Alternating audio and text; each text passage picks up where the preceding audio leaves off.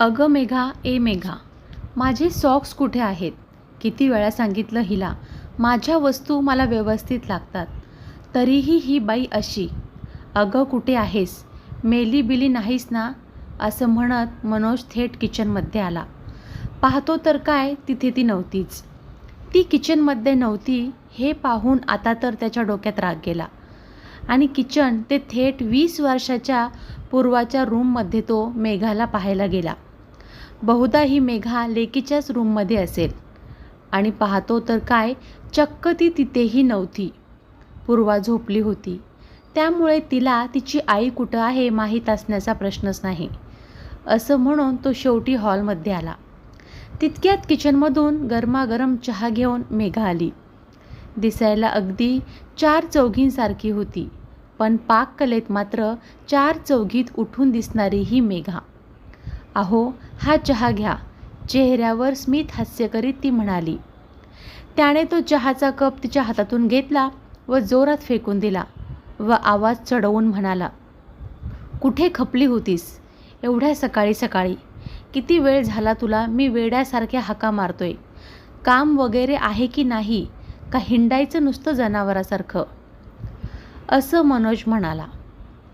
घाऱ्या डोळ्यातील तिच्या दुःखाश्रू लपवत मेघा मनोजला म्हणाली, अहो, आज आपला दूधवाला दादा आला नाही ना? काल रात्रीच तुम्हाला आवडते म्हणून शेवयाची खीर केलेली ना? मग संपलं होतं दूध, म्हणून आज सकाळी लवकर उठून आणायला गेले खाली, तर तिथे भली मोठी रांग होती म्हणून लागला वेळ. आणि आता तर फक्त सकाळचे 8:30 वाजलेत. तुम्हाला 9 वाजता जायचं असतं ना, मग उशीर नाही झाला. अजून बास बास, मला अक्कल शिकवू नकोस. जा जा, ही फरशी पूस व मला अजून एकदा चहा आणून दे. बरं आणते हो, मेघा म्हणते. मनोज चहा पितो व ऑफिसला निघून जातो. अगं माझं पिल्लू ग, उठले का बाळ माझं? असं म्हणत दूध घेऊन पूर्वाच्या खोलीत येते व तिला उठवत असते. ए, मला अजून झोपायचं ग, तू का आलीस मला उठवायला? तुला माहिती आहे ना, मला रात्री झोपायला उशीर होतो. त्यात दिवसभर शाळा क्लास यात धावपळ असते माझी. तरीही तू का ग मला उठवतेस?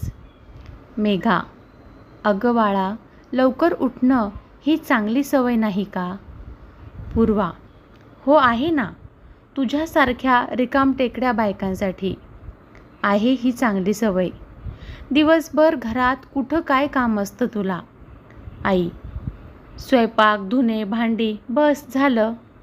मेघा बोलते, बरं बाई, मी रिकामी आहे. असं म्हणून ती खोलीतून बाहेर येते. मुळात मेघा ही अस्सल गृहिणी असते. मोठाच्या मोठा बंगला असूनही नवलाची गोष्ट म्हणजे बंगल्यात एकही नोकर माणूस कामाला नाही. काटकसर करणं हा तिचा स्थायी स्वभाव असतो. त्यामुळं ती नोकर चाकर ठेवण्यास नकार द्यायची. स्वयंपाक करणं, धुणे भांडी करणं, अख्ख्या बंगल्याची दररोज स्वतः साफसफाई करणं, शिवाय बागकाम करणं ही ती एकटीने करायची. दररोज न चुकता. इतकंच नव्हे तर तिच्या लाडक्या लेकीचे कपाटही तीच आवरायची.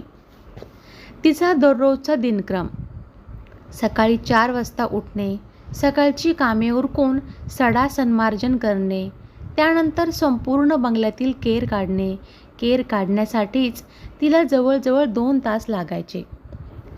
इतका मोठा आवारा होता. बिचारी, कधीही तिची कंबर दुखत असल्याचे तिने कोणालाच सांगितले नाही. केर काढून झाला की लगेच ती स्नान करून देवपूजा करून बरोबर 6:30च्या ठोक्याला स्वयंपाकघरात प्रवेश करायची व विजेसारखी स्वयंपाक करायची. पोरीची आवडती भाजी, नवऱ्याच्या आवडीनिवडीचं करून दररोज जेवणात स्वीट डिश करायची. कधी खीर, कधी गुलाबजामुन, तर कधी बासुंदी. दररोज, अगदी दररोज. स्वयंपाक झाला की नवऱ्याला बेड लागतो म्हणून ती नवऱ्याला द्यायचा. तोपर्यंत इकडे नाश्त्याचं पाहायचं. बापरे, एवढं सारं करताना तिच्या चेहऱ्यावर कधीच अढी यायचीच नाही. आज संध्याकाळी पूर्वाच्या मैत्रिणी घरी येणार होत्या. त्यामुळे तिने आईला सांगितलं की आई, आज काहीतरी चांगलं खायला कर हा, आणि वेगवेगळे पदार्थ कर. असंही तू घरात रिकामी तर बसून असतेस. संध्याकाळी 6 वाजता मनोज घरी आला. पाहतो तर काय, घरात पूर्वाच्या मैत्रिणी. त्याने मुलींकडे पाहून स्मित हास्य केले व हाय करून तो फ्रेश होण्यासाठी आत रूममध्ये निघून गेला. इकडे मेघाने चहा ठेवलाच होता. तितक्यात पूर्वाची एक मैत्रीण म्हणाली, काकू, भूक लागलीये, काहीतरी खायला आणता? जरा तिखटच आणा हा. आणते आणते ग, असं म्हणत तिने छान दडपे पोहे आणि मस्त चटकदार भडंग आणलं. शी, हे काय पूर्वा, तुझ्या आईला वेस्टर्न फूड बनवता येत नाही? अगं, आधी सांगितलं असतं तर माझ्या मम्मीने मस्त मेक्सिकन फूड ऑर्डर करून दिलं असतं ना. आता मात्र पूर्वा जाम चिडली. तिने त्या साऱ्या जणींसमोर, आई हे काय ग, तुला वेगळं काय बनवता आलं नाही का? दिवसभर तर रिकामी असतेस, तुला काय होतं ग नवीन पदार्थ वगैरे बनवायला? आता मात्र शांत सोज्वळ मेघा भडकली. तिच्या सहनशक्तीचा अंत झाला आणि म्हणाली, होय, मी दिवसभर रिकामी असते. सकाळी लवकर उठून तुम्ही दोघे उठण्याच्या आत चहा तयार करून ठेवते. होय, मी रिकामी असते. म्हणून तर सकाळी सकाळी मलाच वेळ जात नाही म्हणून नाश्ता करून ठेवते. होय ग, मी रिकामीच. इकडे तिकडे कसेही पडलेले तुझे कपडे व्यवस्थित तुझ्या कपाटात लावते. होय, मी रिकामीच असते. बागेतील फुलं दररोज टवटवीत दिसतात. दररोज त्यांना पाणी घालते, त्यांची काळजी घेते. हो ग बाळा, मी खरंच घरी रिकामी असते. तुला डब्यात काय द्यावं, काय नको, संध्याकाळी घरी आल्यावर काय नवीन करावं, हा सगळा विचार करते. हो ना, मला कुठं काम असतं. मी खरंच ग एकटी रिकामी असते. हो, खरंच मी रिकामी असते म्हणून तर तुला रात्री काढा देते, सर्दी खोकला येऊ नये म्हणून. बरोबर ग बाळा, मी रिकामीच आहे. कारण मी बाहेर जाऊन जॉब करत नाही ना. तुझ्या मैत्रिणींच्या आयांसारखी मी पैसे कमावून घरी आणत नाही. हे सारं बोलताना तिच्या तर डोळ्यात पाणी येतच होतं, पण पूर्वालाही मेल्याहून मेल्यासारखं झालं होतं. कोपऱ्यातून हळूच मनोजही सारं ऐकत होता. त्यालाही त्याची चूक उमजली. पूर्वाने मैत्रिणींना तुम्ही निघा असं म्हणून सांगितलं व म्हणाली, होय, माझी आई घरी असते म्हणून माझं घर आज जिवंत आहे. माझ्या घरातील प्रत्येक गोष्टीला आईचा स्पर्श आहे. या साऱ्या पेंटिंग्स तिने बनवल्यात. तिने या भिंतींना बोलकं बनवलंय. मनोज आणि पूर्वा दोघांनीही मेघाची क्षमा मागितली. आम्हाला दोघांनाही माफ करशील? खरंच, उलट आमच्यापेक्षाही तुला खूप काम असतं ग.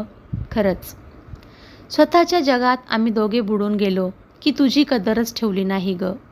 आई, माफ करशील ना मला व बाबांना? मेघा म्हणाली, प्रत्येक बाई ही स्वतःचे घर चालवण्यासाठीच काम करते. फरक इतकाच आहे की जॉब करणाऱ्या स्त्रिया त्या कामाचा मोबदला घेतात, पण मी 4 भिंतीच्या आत राहून हे सारं करते. त्यामुळे मी कामवाल्या लोकांना द्यायला लागणारा मोबदला वाचवते. असं म्हणून मायलेकी गळ्यात पडतात. तेवढ्यात आतून मनोज तिघांसाठी मस्त फक्कड चहा करून घेऊन येतो. तिघेही मस्तपैकी हसत चहा पितात व मनोज म्हणतो, तू दिवसभर कामात असतेस, दमतेस, त्यामुळे दररोज संध्याकाळचा चहा मी तुला बनवून देईल, अगदी न चुकता. प्रॉमिस, माझ्या प्राणप्रिय पत्नी. मित्रांनो, आपली बहीण, आई किंवा बायको जर दिवसभर घरी असतील तर त्या रिकामटेकड्या नसतात. ते आपल्या पूर्ण घराची जबाबदारी सांभाळत असतात. त्यामुळे गृहिणी म्हणून हिणवण्यापेक्षा त्यांचाही सन्मान करायला हवा. कथा आवडली असेल तर लाईक करा आणि सबस्क्राईब करा. धन्यवाद.